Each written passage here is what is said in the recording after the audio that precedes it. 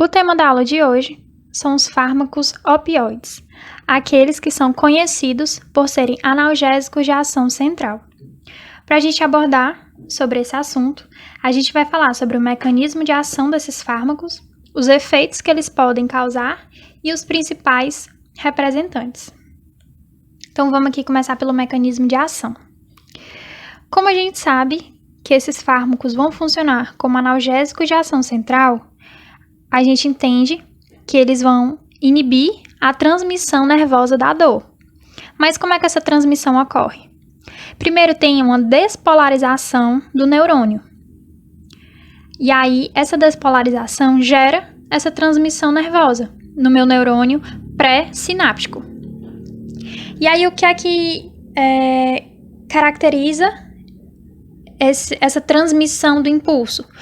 Quando a minha transmissão nervosa que está no meu nervo pré-sináptico consegue fazer uma sinapse e chegar até o meu nervo pós-sináptico. Para que essa sinapse ocorra, eu preciso que tenha abertura do meu canal de cálcio pré-sináptico. Assim que esse canal abre, a minha transmissão nervosa que estava no meu nervo pré-sináptico consegue passar para o meu nervo pós-sináptico. E assim, esse impulso é transmitido. E aí que vai entrar o opioide. Qual vai ser o mecanismo de ação do opioide? Ele vai bloquear a abertura do canal de cálcio pré-sináptico. Se o canal não abre, não tem impulso, porque não tem sinapse. E aí ele vai bloquear esse impulso nervoso. E aí, quando ele consegue atingir o seu objetivo, ele pode causar alguns efeitos no nosso organismo. A gente tem efeitos centrais, efeitos periféricos e efeitos indesejáveis. Os efeitos centrais que qualquer opioide pode ter é o vômito, a miose, que é a contração da pupila, a depressão respiratória, a hipnose, a euforia e o fato de ser antitussígeno. Ele inibe o reflexo do paciente tossir. Já alguns efeitos periféricos vai ser a constipação, a liberação de histamina e nas vias biliares ele gera contração vesicular. E por fim a gente tem os efeitos indesejáveis, que são 3: a tolerância, a dependência física e a dependência psicológica. A tolerância é aquela que caracteriza a rotação de opioides. Como assim? Um paciente ele faz uso de um opioide X, meio ml por dia, para ele ter aquela euforia, aquela sensação de prazer que ele tanto anseia. Só que daqui a 3 dias, ele usando esse mesmo X opioide, esse mesmo 0,5 ml, ele não vai ter a mesma sensação de euforia como ele tinha há 2, 3 dias atrás. Então, ele vai acabar achando que esse opioide não faz mais o efeito como fazia. Só que o problema não é do opioide, é a tolerância que o organismo do paciente criou. E aí faz com que ele saia desse opioide X e passe para um Y, que ele acha que vai ser mais forte e fica agindo melhor nele. Só que assim que ele criar uma tolerância por esse Y também, ele vai para um Z e assim sucessivamente. Por isso que essa tolerância é característica da rotação de opioides. Já a dependência física é onde estão os efeitos homeostáticos em si. É aquele desejo compulsivo que o paciente tem pelo opioide. Enquanto a dependência psicológica é porque o paciente ele anseia, ele necessita daquela euforia. E aí ele fica dependente disso, daquele pensamento de querer aquela euforia. Só que aí, quando a gente fala de dependência psicológica, a gente tem que limitar uma dose terapêutica também. Porque a gente sabe que quando a gente trata de pacientes que são viciados, né? Que tem essa grande dependência por esses opioides, nós não podemos simplesmente tirar esse fármaco deles de uma vez. Porque os efeitos da síndrome de abstinência são muito agressivos.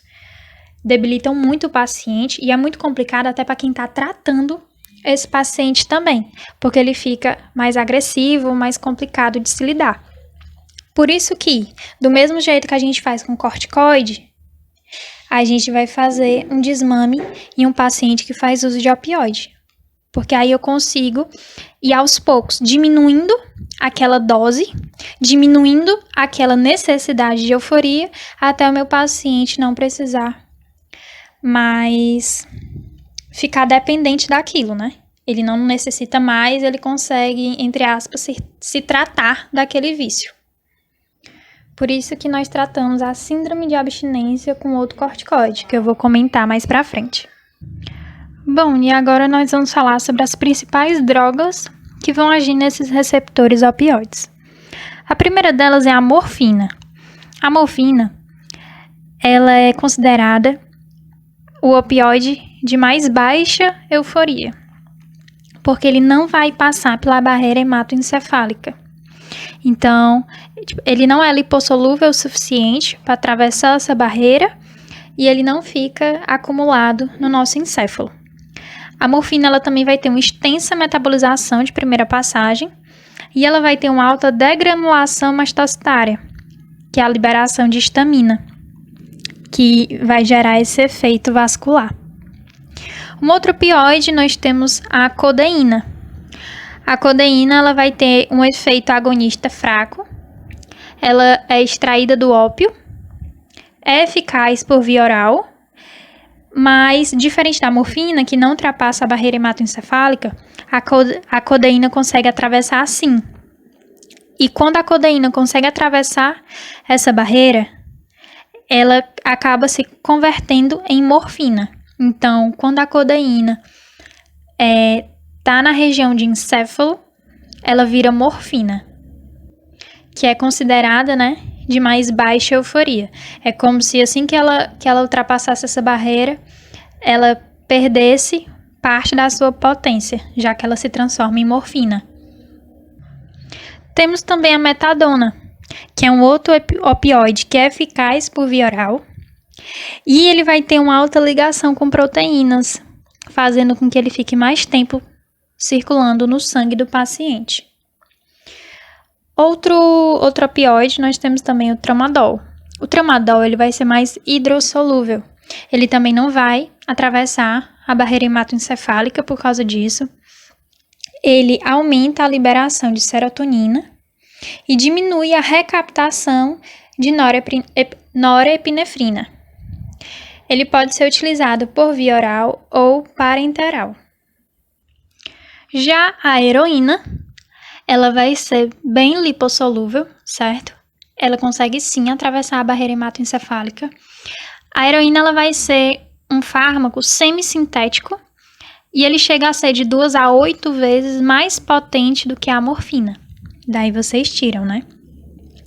E por fim, para concluir os principais fármacos opioides, a gente tem o fentanil. O fentanil ele é muito lipossolúvel. Quando ele atravessa essa barreira hematoencefálica, ele não muda a sua composição. Ele continua sendo o fentanil. Ele não vai gerar essa atividade mastocitária, como a morfina, né? E ele tem um alto risco de depressão respiratória, certo? É o que tem o maior risco dentre os opioides que eu comentei. Por isso que ele é somente utilizado em uso intracirúrgico. O fentanil, ele é utilizado como anestesia. É anestesia geral do paciente para a gente conseguir fazer o procedimento.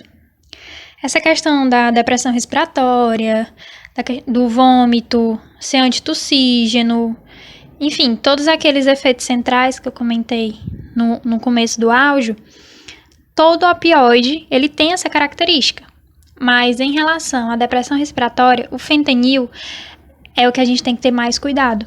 Por isso que ele é somente utilizado em regiões hospitalares. Porque o paciente tem que estar sobre monitoramento durante todo o procedimento. Para que caso se agrave, né, essa questão da depressão respiratória, os médicos, o anestesista também responsável consiga reverter o problema. E aí, aqueles que eu acabei de comentar é quando a gente faz o uso via endovenoso, certo? Pela via parenteral. A gente tem o Tramal e o Tilex, que são vendidos em farmácias, que a gente pode fazer uso oral desses medicamentos. Mas lembrando, como são 2 opioides, eles têm alto risco de dependência, sim, certo? Os mesmos problemas que eu já citei, né? Como a dependência, a depressão respiratória, o vômito, o antitussígeno, esses fármacos, né, o Tramal e o Tilex, também podem ter esses efeitos, mas não é tão intenso quanto se forem injetados, né, via parenteral, como os outros fármacos que eu citei. O Tramal, ele é o cloridrato de tramadol. Ele tem concentração de 50 e 100 miligramas, enquanto o Tilex, ele vai ser a associação do paracetamol de 500 miligramas com a codeína. Aí a codeína pode ser de 7,5 miligramas ou 30 miligramas. E para a gente concluir esse assunto de hoje, falta a gente falar sobre intoxicação aguda e a síndrome de abstinência. Em caso de intoxicação aguda, o que é que o paciente vai apresentar? Bastante euforia, ele vai ter sensação de sedação, analgesia, aquela pupila bem contraída, né, característica da miose, e essa depressão respiratória. Eu posso utilizar um fármaco chamado naloxona. A naloxona vai ser um antagonista desses opioides.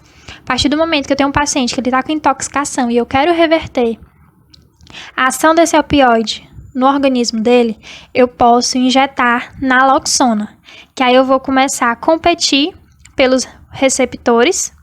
E assim que a naloxona se liga, o opioide não pode fazer o trabalho dele e se ligar no mesmo receptor. Aí, por isso que ela é muito utilizada em casos de intoxicação. E aí, por fim, a gente tem essa síndrome de abstinência. Os sintomas vai ser o contrário desse paciente estar sobre o uso de opioides. Enquanto na intoxicação eu tenho euforia, na minha síndrome de abstinência eu vou ter a disforia.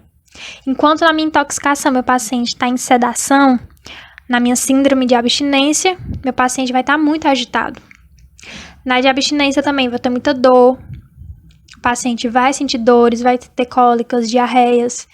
E tem também a questão da midríase, que é a dilatação da pupila. Enquanto ele está sob o efeito do opioide, é o contrário, é a contração.